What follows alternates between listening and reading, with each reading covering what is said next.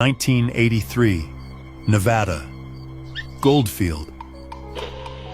It began with a radio transmission that cut through the static like a scream in the dark.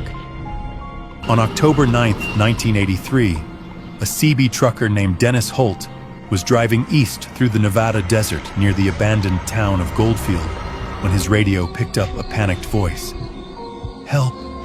Help me! I'm in the hotel. They're still here. They won't let me leave." There was no one for miles. No signs of life. But the voice had come in clear. The frequency was open. He tried to respond.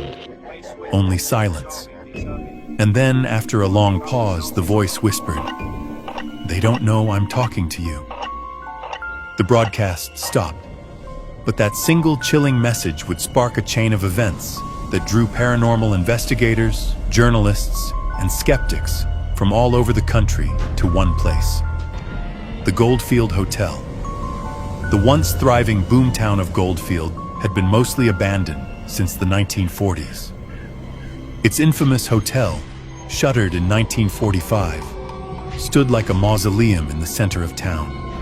4 floors of rotting wood and sealed rooms. But following the mysterious radio message, people began sneaking in at night. They weren't prepared for what they'd find. One group of college students from Reno set up cameras in room 109, reportedly the site of strange lights. Their footage, never released publicly but mentioned in local papers, allegedly showed a chair moving on its own and a figure watching them from the hallway mirror. Only the hallway was empty in real time. Then came the fire. A small blaze broke out in the east wing, but the fire department found no electrical wiring to explain it. The cause was ruled undetermined. What's more chilling, 2 firefighters later claimed they heard a woman crying from the locked basement. When they forced it open, the room was empty. One quit his job the next day. The building was sealed again, but the stories didn't stop. By 1985, the whispers turned to warnings. A Las Vegas journalist, Teresa Lang, investigating the earlier events, stayed overnight in the hotel with a small team. They brought thermal cameras, EMF meters, and analog recording devices. Around 3:17 a.m., her final recorded words were, "Someone just called my name, but no one else heard it." The group fled the hotel shortly after. Teresa never spoke of the event again, declining every interview. Her notes were later found abandoned in a drawer, half the pages missing. So what was happening inside the Goldfield Hotel? The truth began to surface after a 1991 archive discovery. An amateur historian found blueprints and service records indicating that the hotel once had a hidden basement chamber, sealed since 1921. Inside?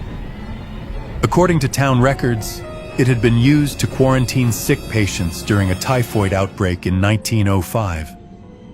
But their darkest part, a midwife named Elizabeth Walker was accused of murdering infants born to single minors in that very basement. She vanished in 1908, never arrested, her name scrubbed from official histories. But letters recovered from a town doctor decades later confirmed her presence. The hauntings began not long after she disappeared. For over a century, voices, sightings, and the lingering smell of burnt linen plagued the site. And that radio transmission Dennis heard? No one has explained how that voice came through in 1983. Was it a looped energy trapped in the decaying walls? A residual call for help from the lost souls beneath the floorboards? Or something far worse? Someone, or something, that never left. The Goldfield Hotel remains one of the most documented paranormal hotspots in America. But many believe the truth is still buried beneath the ground. And if that radio transmission ever comes again, some say you shouldn't answer, because once you listen, you're part of it too.